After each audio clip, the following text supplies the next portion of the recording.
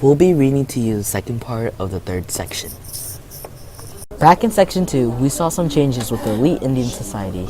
For example, the Indians beginning to attend British model universities. The second section of the packet also mentioned that these elites started creating community organizations. Remember Mohammed Roy's Brahmo Samaj group?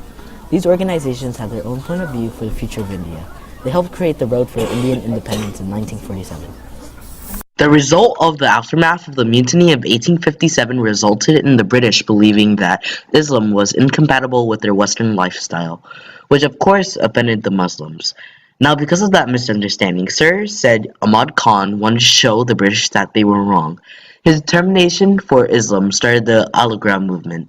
The movement played a significant role in bringing an intellectual revolution among the Indian Muslims. In the past, Sir Syed took a job with the British Company back in 1837 and remained loyal towards the British during the rebellion of 1857. That's when he started listing every Muslim name that had been loyal towards the British the whole time during the rebellion.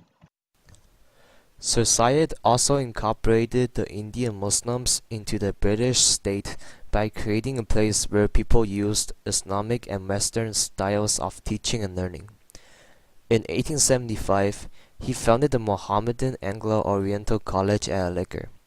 The university followed the ideas of the Oxford and the Cambridge, and attracted Muslim students from all over India. The university is now known as the Aligarh Muslim University. Next, we move on to the political parties. In the late 19th century, due to the interests of social and religious movements and higher education, the Indians started the discussion of the chain of wealth theory. This theory basically explained that without being forced under the colonial rule, India would have better profits in both economy and development. Although this theory didn't put down the colonial rule, it did help the Indians call for reforms in British colonial economic policies. Later in the 19th century, more and more Indians called for reforms in British policy, including the Indian elites in Calcutta, Bombay, Madras, and London. The first Indian elected to the British Parliament was Dadabhai Naoroji. In 1888, Naoroji, representing the Indian, examined the chain of wealth theory and called for an end to Indian poverty. Back in India, political groups like the Pune Savarjanik, the Indian Association, and the Madras Mahajana Sabha formed across India. In 1885, representatives in each organization met in Bombay and formed the Indian National Congress, or INC for short. The Indian National Congress is often called the Congress, which did not have a clear vision as a democratic party. The elites formed a self-selected group from the primary urban centers of Bombay, Calcutta, and Madras.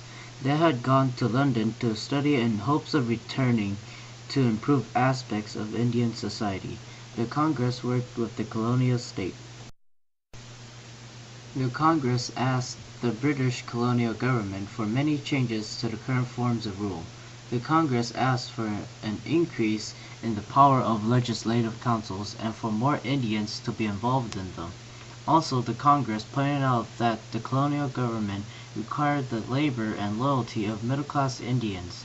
They introduced a plan for civil service training in India. Not all Indians were passionate about the political organization. Sir Syed did not want Muslims to be left behind or exploited. As we said in section 1, India is a nation-state whose present and history are characterized by diversity. The Congress hoped to work for the betterment of the Indian population, but the diverse groups of India needed diverse groups of representation.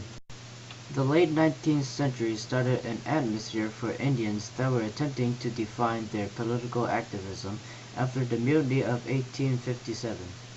Tilak championed self-rule. In 1893, Tilak started the Ganapati festival, and he described Muslims in a negative light.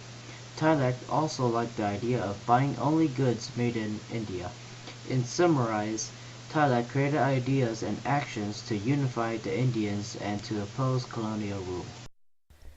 Credits. Thanks to the ECPEN Social Science Study Guide, Wikipedia, and other sites that we used. Roll credits: Kevin Nguyen, Rui Yu, and Dulan Yi. Thanks for watching, goodbye, and have a great day.